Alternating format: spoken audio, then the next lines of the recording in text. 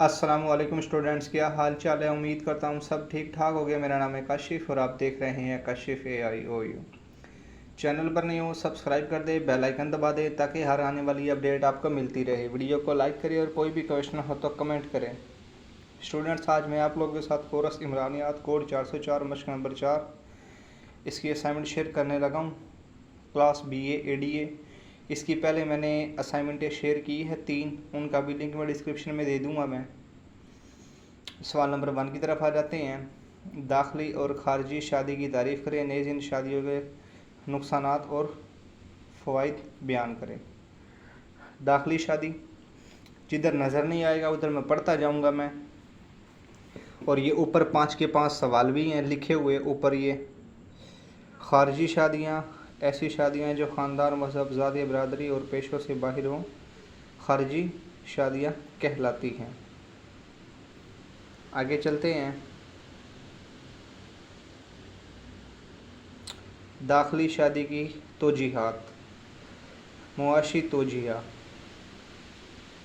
सकाफ़ती तोजीहा, नफ्सियाती तोजीहा।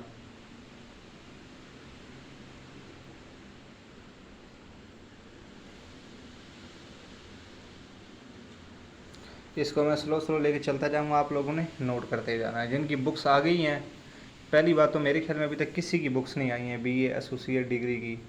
आप लोगों ने अपनी अपनी असाइनमेंटें लिखना जारी रखना, क्योंकि अक्सर बुक्स लेट भी हो जाती है और ये बुक्स जुलाई के एंड तक आप लोगों को मिलेगी। ट्यूटर भी आप लोगों के 1-2 शो हो रहे होंगे, 1-2 से ज़्यादा नहीं होंगे आपके। ट्यूटर भी आहिस्ता आहिस्ता शो हो जाएंगे अगस्त तक या सितंबर तक। उसके बाद है नफ्सियात तोजिया।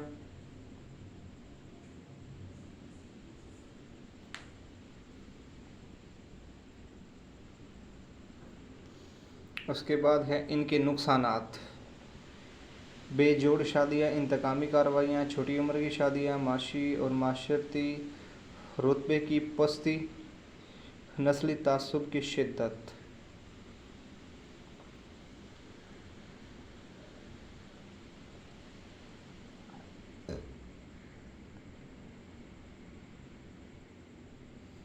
छोटी उम्र की शादी खारिजी शादियों में क्यों ना कि लड़की लड़के घर ही अफराद होते हैं, लिहाजा छोटी उम्र में ही शादियाँ कर दी जाती है, जिस नतीजे में बहुत सी खानगी और माशरती मसाइल जन्म लेते हैं।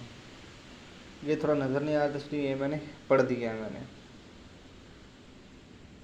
उसके बाद है नस्ली तासुब की शिद्दत, जहनी और जिस्मानी अमराज में ज़्यादती,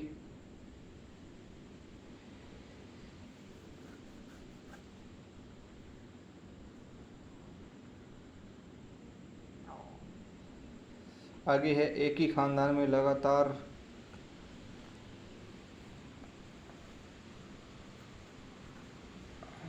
और ये सवाल आपने ख़ारजी शादी के फ़वाइद और नुकसानात, वजूहात,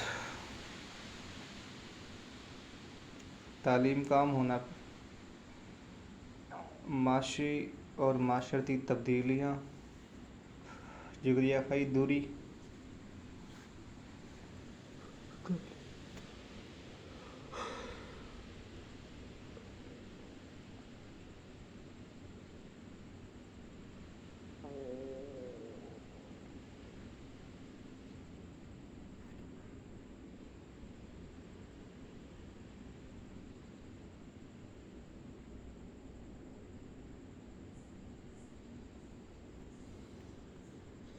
आगे है बुज़ुर्गों की हाकमियत का ज़वाल। पुराने ज़माने में घरों का मुकम्मल कंट्रोल बुज़ुर्गों के हाथ में होता था, जो चाहते थे किया करते थे। मगर बढ़ती हुई तालीम, इक़्तिसादी तौर पर खुद मुख्तारी और पुरानी रवायात इक़्तिदार से तूरी ने नौजवान नस्ल को बुज़ुर्गों के सामने अपनी शादियों के मसले पर बोलने पर मजबूर कर दिया और इनको अपनी मर्ज़ी से ख़ानदान से बाहर भी शादियों की इजाज़त देना पड़ी, क्योंकि इनके घरों में अहम फैसले इनकी हाकमियत कमज़ोर पड़ गई थी। कानूनी मावनत, माशरती कवानीन और अदालती शादी की इजाज़त ने भी बैरूनी शादियों के लिए राह हमवार की। अगर वालदान या ख़ानदान ना भी चाहें तो लड़के और लड़कियों को गैर ख़ानदान का कोई फ़र्द पसंद आ जाए तो शादी करने में कोई रुकावट पेश नहीं आती। वो दोनों अदालत में जाकर खुद ही शादी कर सकते हैं। सवाल नंबर 2 की तरफ आ जाते हैं। तालीम की इक़्तिसाद बयान करके उसके बाद इसके इदारे हैं, इनके फ़राइज़ हैं। उस सबसे पहले आ जाते हैं तालीम की इकसाम। दो तरीके हैं इसके, रस्मी तरीका, गैर रस्मी तरीका।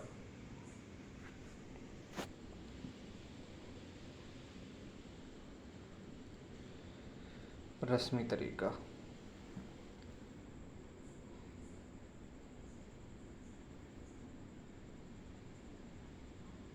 फिर आगे है हमारा गैर रस्मी तरीका।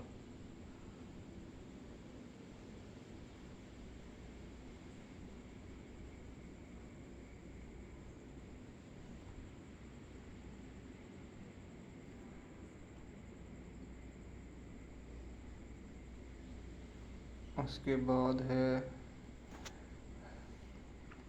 तालीमी इदारों के फ़राइज़।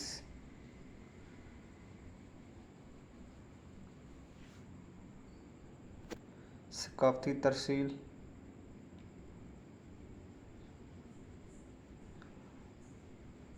ये जो फ़राइज़ में आ रहा है ना, ये आपने थोड़ा शार्ट करके लिखना है। सकाफ़ती तरसील है पहला जुज़, इसका पहला जुज़ आपने लिख देना है इधर तक, यानी बाप से बेटा ज़िंदगी के आदाब और घरेलू मामलात सीखता है।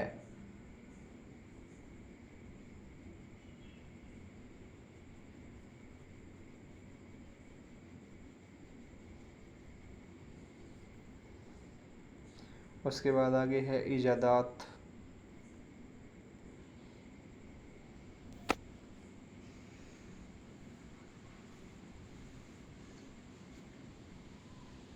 उसके आगे है समाजी यकजहती। तालीमी इदारे किसी मुल्क या माशरे की यकजहती में नुमाया किरदार अदा करते हैं, क्यों ना कि इन इदारों के ज़रिए ही आप अपने माशरे की रवायात और तजर्बात यकसा तौर पर आने वाली नस्लों में मुंतकिल करते हैं। आगे है इंतखाब और तवीज़।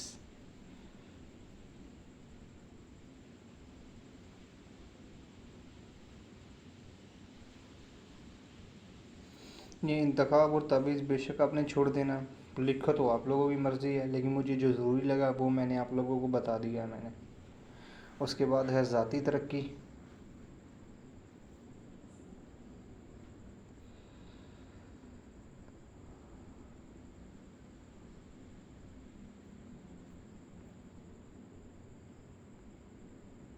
ज़ाती तरक्की हो गया। ज़ाती तरक्की भी आपने, हाँ ठीक है, ज़ाती तरक्की छोटा ही है। उसके बाद आगे है तालीम और माशरती तब्दीली।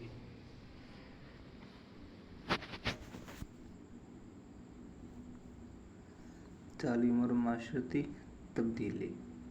सवाल नंबर 2 हमारा इधर ख़त्म हो गया है। आगे है सवाल नंबर 3, पाकिस्तान में ज़राई तरक्की की रफ्तार सुस्त क्यों है, रुकावटों की वजाहत करें।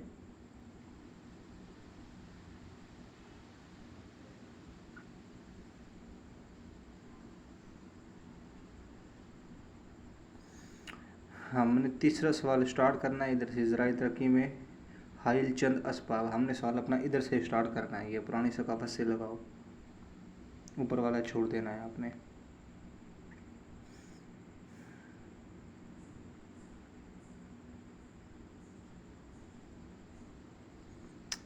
उसके बाद है ये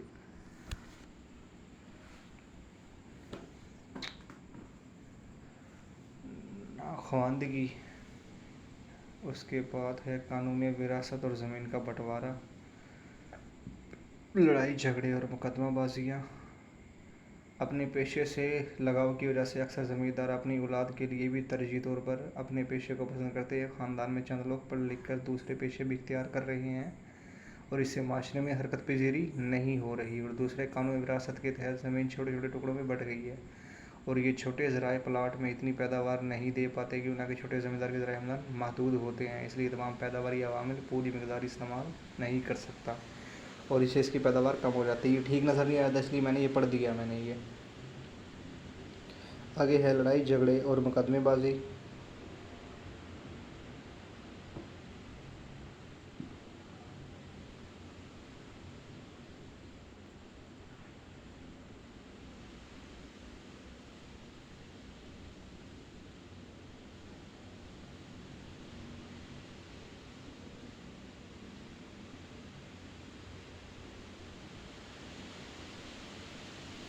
उसके बाद है पक्की सड़कों की कमी, सेम व थोर, पानी की किल्लत। और ये हमारा सवाल नंबर 3 भी इधर कंप्लीट हो गया है।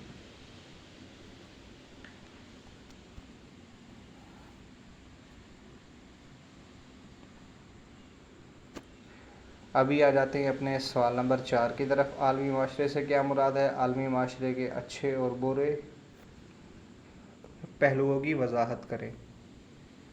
सवाल ये देख लो। अभी चलते हैं इसके जवाब की तरफ। आलमी माशरा क्या है? आलमी माशरा क्या है?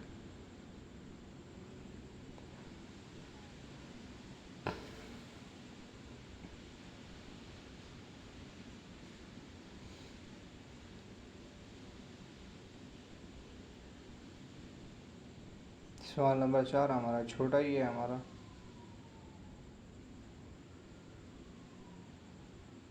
क्योंकि इसके बाद सीधा सवाल नंबर 5 है।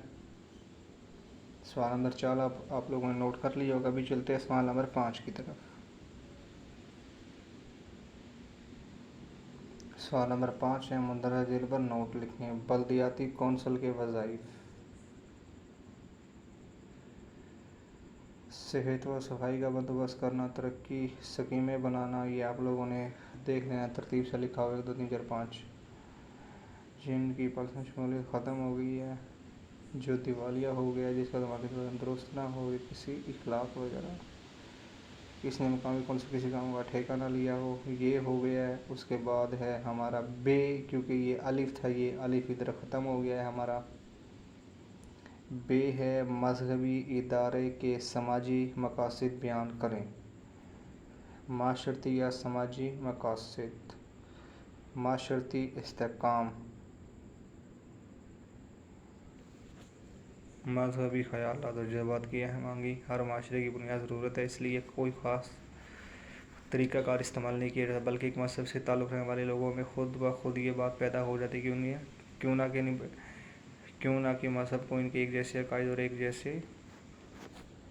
तरीक़ाकार से रोशनास कराता है, जिस पर अमल करना, जिस पर पैरोकार फ़र्ज समझा जाता है। ये मसले बड़ा थोड़ा नज़र नहीं आ रहा है। जब लोगों के जहनों में एक ही अकीदा लिए हुए कोई भी काम करते हैं, तो मुख्तलिफ लोगों के कामों में भी एक अहम आहंगी नज़र आती है, जो इनमें इस्तेहकाम पैदा करती है। जैसा कि कुरान पाक में इरशाद हुआ है, ए लोगों, पकड़े रखो अल्लाह की रस्सी को मजबूती के साथ, और आपस में इख्तलाफात मत पैदा करो, और अल्लाह की मेहरबानियों को याद करो। जब तुम एक दूसरे के दुश्मन थे, इसने तुम्हारे दिलों में एक दूसरे की मोहब्बत पैदा की, और इसकी मेहरबानियों की बदौलत भाई भाई बन गए। इस आयत मुबारक से पता चलता है, जो लोग आपस में दुश्मन थे, सिर्फ़ इस्तेहकाम के रिश्ते से एक दूसरे के करीब आ गए और भाई भाई बन गए। इन्होंने जब एक अकीदा अपनाया तो इख्तलाफात भूल गए। इसी तरह दूसरे मसाइल का मुताला भी करें तो पता चलता है कि सिर्फ़ मज़हब की बदौलत इन माशरों में इस्तेहकाम पाया जाता है। जिस माशरे में मज़हब का असर जितना ज़्यादा होगा, वहाँ माशरती इस्तेहकाम भी उतना ही ज़्यादा होगा। ये थोड़ा नज़र नहीं आता, इसलिए मैंने पढ़ा है, आप लोगों ने मेरे वर्ड पर गौर करना है, आपको खुद ब खुद ये समझ में आ जाएगी। उसके बाद है माशरती ज़ाब्ता। हर मज़हब अपने पैरोकार के लिए अच्छाई बुराई के मेयार मुतय्यन करता है, और उलमाए दीन लोगों को ये बताते हैं इनको ज़िंदगी किस अंदाज में और किन हदूद के अंदर रहकर गुजारनी है। बाकी तो समझ आ रहा है क्लियर ही, बाकी मुझे पढ़ने की ज़रूरत नहीं है।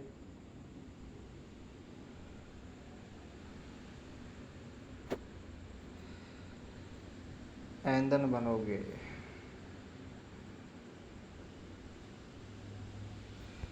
अच्छा, उसके बाद है दूसरे माशरती इदारों की रहनुमाई।